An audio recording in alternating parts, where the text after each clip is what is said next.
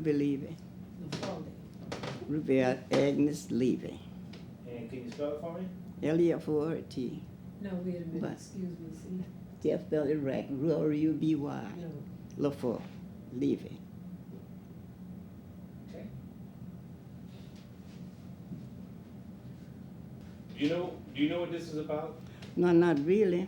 Okay, well, let me tell you real quickly. What it is called the Living History documentary. We're talking to people in the community about what it was like when they were kids, and maybe what their parents told them, and maybe even what their grandparents told them, so that we can, 50 years from now, when people look at this, they'll be able to hear your words, and not just something that was written on a piece of paper. Oh, Okay? okay, I hope I do right, okay. You can do fine. First of all, do you, as far back as you can remember, where did your parents come from?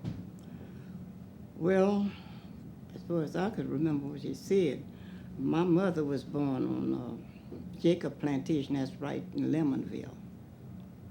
I think, I don't know what, well, that's where she was born. And how about your dad? My daddy, I don't know. Okay. How about your grandparents? Do you remember your grandparents? Oh, no. I don't know that. I only know my grandmother. And she was a different, she was not a LaFour. This is the other grandmother. I don't know the older grandmother. Hang on one second, okay? Let's try to can you tell me where your dad's dad came from?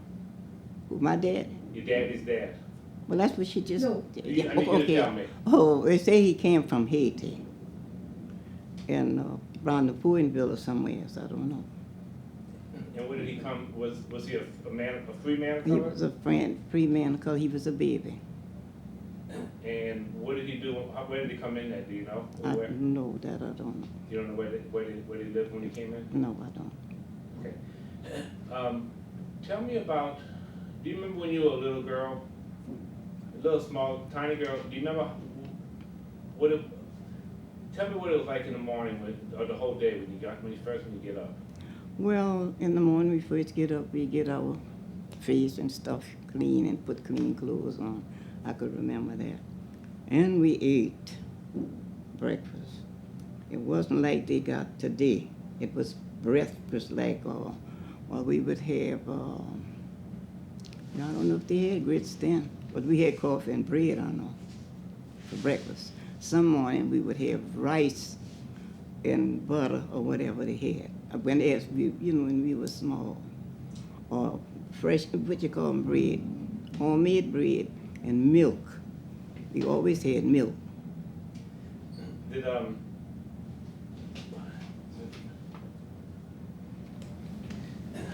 Did y'all roast your own coffee? Well, yes. Tell me about it. Well, I don't know, but Mama did, I don't know. I know they would take it and they had to, sometime they could go and buy a nickel coffee, a striped paper bag. I could remember that, a little small bag. And you can go down to the store and ask them for a nickel of coffee, and they give you a little shop of coffee, a little scoop. Everything they use in scoops, like. And they put it in the bag, because we would go to the store and bought coffee like that a long time, a nickel coffee. Or quart tea coffee, because if we got quart tea coffee, well, we got a little sugar if we wanted sugar. You see, we'll say, Mama said to give her a couple of eggs, or whatever Mr. Rumsey do. Whatever he would give us, that's what we had, you see. And, well, everything I went and bought as a child, say when I was about 9, maybe 8 or 9 or 10, we used to go to the grocery store down on the corner here, Pierre Landry grocery store. We'll get quart tea, rice. We get the beans first, quart tea bean, quart tea rice. And that was like a little half a pack of beans, half of rice, white beans with rice. And Mama said, don't give us lagniappe, don't give us the little cookies around Lent time. We didn't get the little animal cookies then. We got little shrimps, and we put it in a jar on the table. She would put it on the shelf, because on Friday, Catholic people didn't eat fish. And she would take it and put it in there. Every one of us went to the store, but asked Mr. Pierre to give us uh, shrimp, dry shrimp. And most of the children around here, if they remembered it, I don't know if they got any of them could remember it. But anyway, that's what we got. And that was to make, Mom would make a little gumbo with it. It would just be water, thick water with rice. That'd be gumbo. Or she would cook it with our potatoes that she'd go get out the yard and make a stew. And that would be our dinner. And what they had for supper, whatever we had for supper, she would always cook more rice. So whatever we had for supper, what they call in jambalaya, today they don't know what jambalaya is. We would have rice put in that gravy was left because there might not be a shrimp in it, but that rice would go in the gravy. And it would stir it up. And at night, we all got up out of a cooking spoon, or maybe a little more, depending on the rice and the gravy. And that's what we had for supper. And she fried bread for us. Sometimes she would fry enough bread to have some in the morning to go with the sweetened water or the coffee or the milk. Now, I don't know, everybody didn't have the same thing, but we didn't have anything. See. Did y'all raise chickens and stuff in the house? We raised chickens, they sure did. We had to go get the egg. If they had eggs out there, we go get the eggs. We didn't have enough chickens to give us a lot of eggs, so we might have 2 or 3 hens, maybe 4 on the yard. So she would scramble the eggs, and she would mix it with rice, and that would be dinner. And with fried bread again. Did y'all have inside plumbing or outside plumbing back then? Well, that's... You had an outhouse? Yeah, we had an outhouse. So yeah, we had one. But Mama, sometimes she would plant a few, get a few arch potatoes with, the eyes, you know how you plant them. And you make a hill and put them in the arch potatoes. And I think it's around fall that they come up, I don't know. And then she'll go out and get them, and then take them and clean them and put them, and leave the dirt on them, not dirty, and put them on the floor in the shade on a sack or piece of cloth to keep them from getting bad. They spread them in the shade. So when she wanted our potatoes, we can go get 3, 4, 5, whatever she want cut.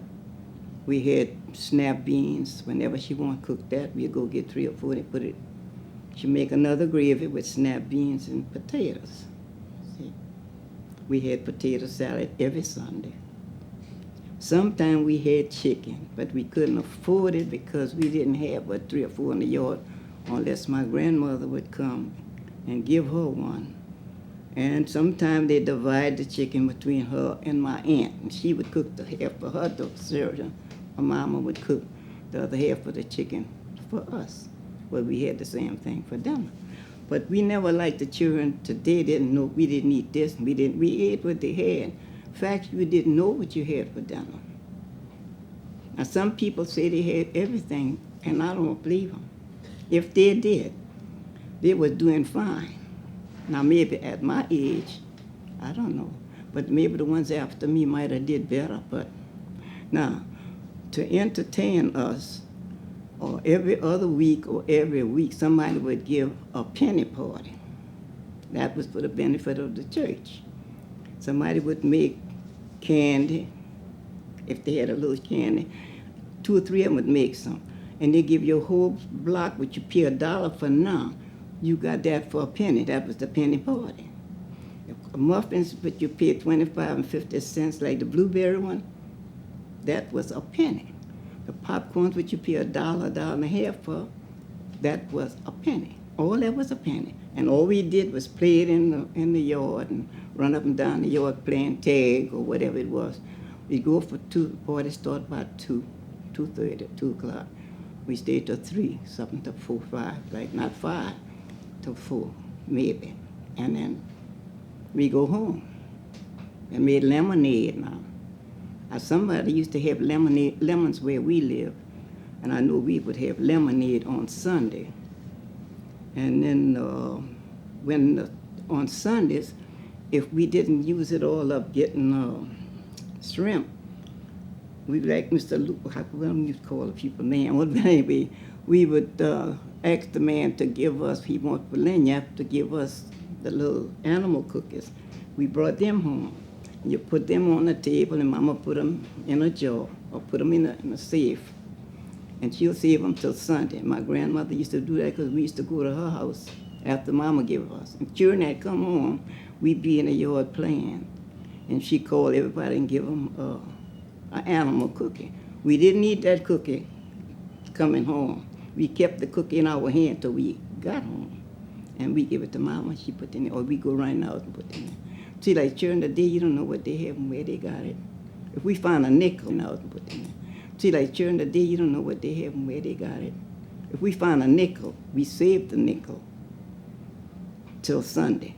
Because if we wanted a pop, you know, them suckers, we could go get one, get 5 penny apiece, and all of us would have one. So every time we'd be looking on the ground, most of the time, when you're in the street, so you could come back and say, I found a nickel. And that's how we had. We didn't have, like people say, they give them this and give it. As I got older, well, Mama would give us a nickel to go to the show. They didn't have a show when I was small.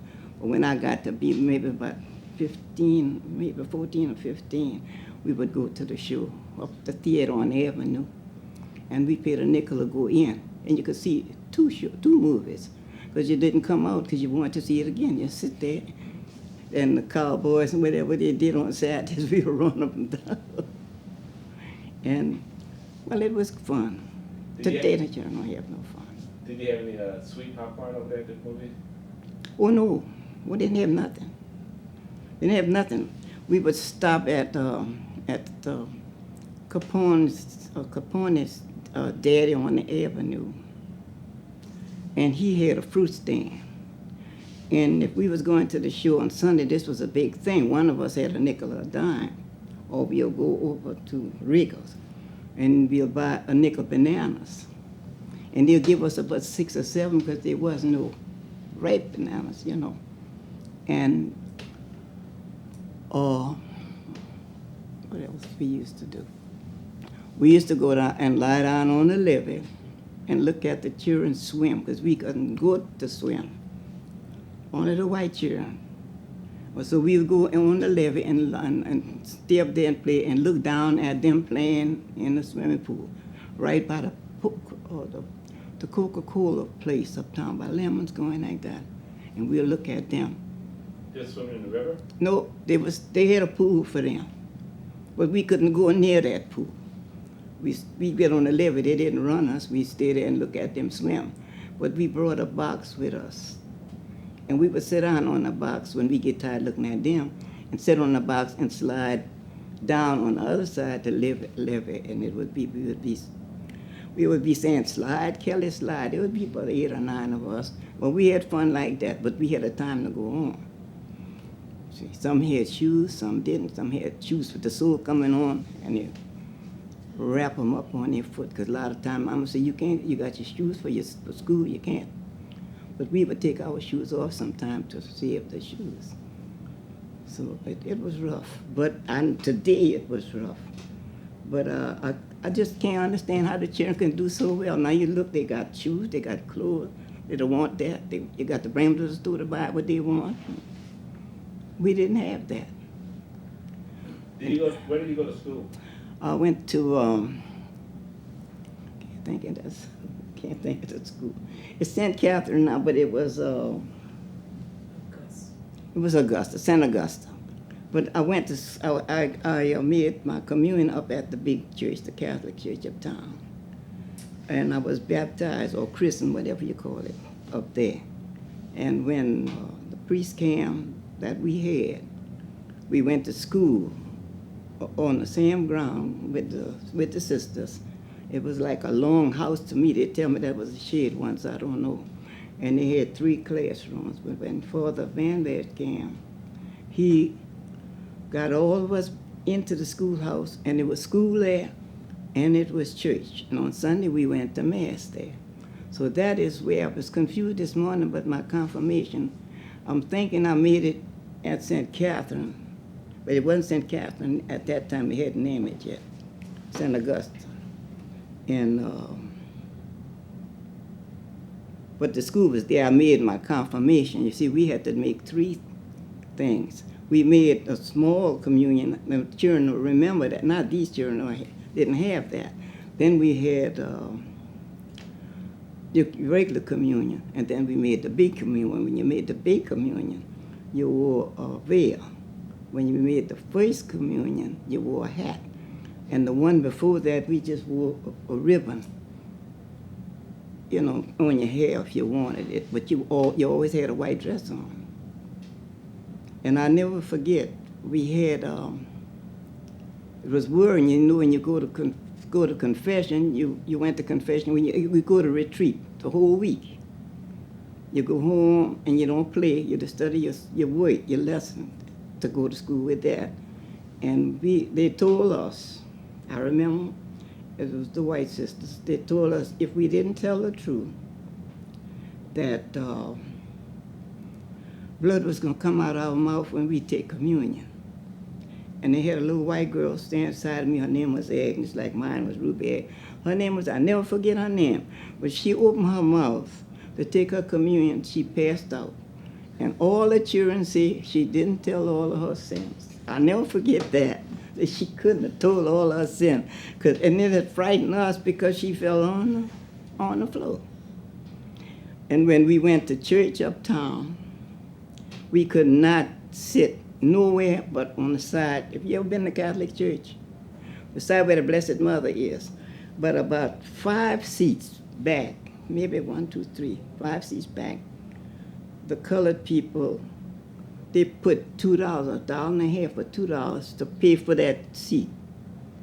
And if you made a mistake and had too many people come to church, and we would sit down in a seat, the usher or whoever the seat was for would come and tell you had to move because that's for such and such a one. And nobody occupied the seat. But we couldn't sit there. So we sat in the front. Some of we pushing upside each other to get in church because we had to go to Mass every Sunday. And we walk up there and everything. So that was a different, these children got it different. Now everybody just come in church and, well, if you're paying for your seat, nobody tell you nothing, you just go in it. I never paid for nothing. But at that time, when I got old enough to go to church, Mama paid with her and 5 women. I think 4 or 5 could take a seat. And they bought I say bought it, but their name was down for that seat. So you paid $2 a month or $2.50, I can't remember, but they paid for that. So that's the only place you couldn't see somebody you saw and go sit over there. And I was okay. Not because you white, I'm saying that you couldn't go sit over there where they were sitting. Even if you had a friend, you couldn't go sit with her. And she'd be looking at you doing like that, but I would hit on her hand. She couldn't talk to you. But you're in the street and you meet each other and you got so much to talk about, but you didn't want you with them. That's how I was. I lived down there on the corner. That's most of my school time. When I was staying down there, I went right down on the next corner, that old long green house. Oh, yellow, what is this doing? Green. Well, that's where I was when we went to stay there. But most of my life was, if you heard of Froggy-Mo, I was born in Froggy-Mo on Nicholas Avenue, McGinnis Avenue. That's the first street after you cross the railroad track and you go like that. Well, it's still there. It's a green or gray house. They got 2 houses. In the back, they got a little salon, a beauty salon back in there. Well, the one that's coming from this way, like that, every time I pass, I tell Louie, I say, Louie, I was born. You see the window? It's a round window now. There was a door. Well, I was born right in that corner 91 years ago, right there. That's where I was born. Same house. That was my mama's mama house. Because after my grandfather died, she came to Donaldsonville, and she stayed on the bayou a while. And after my grandfather died, she bought the house for $250 down. And she cut can. She dressed rice. She, what you call this other thing, cotton. She did all that. And they all, so Mama and them did. Mama finished school because she went and stayed with her aunt. Mama put her, Grammy put, she was older. She was a twin, she was older. But the rest of the children, she would take them with her, the little bigger ones, to stay on the plantation with her. And the neighbor, whoever stayed next to her, had too many children, couldn't go, so she would watch them, but they stayed at home.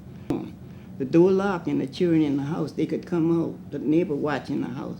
Children didn't get to go, so my aunts and uncles and them didn't get to go to school, but my mama living with one of the aunts somewhere, I don't know where, she managed to go to school till she got to the 7th grade. You said she worked, she did rice? My grandmother, anything that they had to do, if she had somebody to keep the children, and they pick them up in the back of a cot or something, because she lost a set of twins on Layton Plantation. She was pregnant, and they was cutting can, and you know how you sit on the back of the, now you don't know, because I don't know, I'm telling you how it was. You could see it one time, on the back of the wagon. Well, when they finished where they was, when she went to get on the wagon, she turned around to sit. And when she sit, she fell. And she lost her set of twins. Grandma had 4 sets of twins. My mother was a twin. And her twin died at 10, 11 years old. And I had 2 uncles. And I had an aunt and an uncle. She was 85 when she died, I think. And they were 85 when they died. The boy and girl twin. But mama twin died when she was about 10 years old. When you were a young girl, did you have electricity in your house? No, we had lamps. That's another thing. When we were small, for Christmas, mama would be in the kitchen cooking. We had a wood stove. But they had candles, little candles, and she had them like in a little, I don't know what it was, but anyhow, but we couldn't go in the kitchen while she was in the kitchen. We had to cross the porch to go in the kitchen, but we didn't go because we sat down and watched the Christmas tree because the candles was on the tree burning, you know, the little candles. And she had them in something that you used to buy then. And she would have popcorn on the tree like that, going on the tree. It was popcorn, you know. And we would be sitting down looking at the tree. There was no music because we didn't have music. We'd be talking to each other and not talking loud, doing that because think Santa Claus gonna hear us. I was stupid till I was about 13 years old, waiting for Santa Claus. And the first thing Mama gave me when I got bigger was a doll, because she used to make our dolls with wood. She would take a stick of wood and she would cut it like she could with the can knife. And then she would take the poker and make eyes, you know, and mouth. And then she would wrap it up and pin it in her neck or sew something on her neck and take, she called this stuff you make sacks out. What they call those sacks again? I can't remember. Burlap is not, burlap is a cloth, huh? But it's not a cloth. It just looked like a rope. You know the one they have crawfish in, not the red one or the brown one.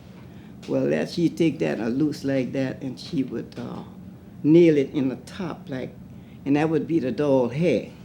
The doll didn't have arms, you see. And we cherished those dolls. She fixed them so everybody know who their doll was for. That's how much sense we had. But it was fun, you know. We'd be glad to see us ourselves get a doll. We got one book, a storybook sometime, because she used to read to us. And put the book up, and during the week or the month, whenever they feel somebody go get the book and say, Mama, read this for me.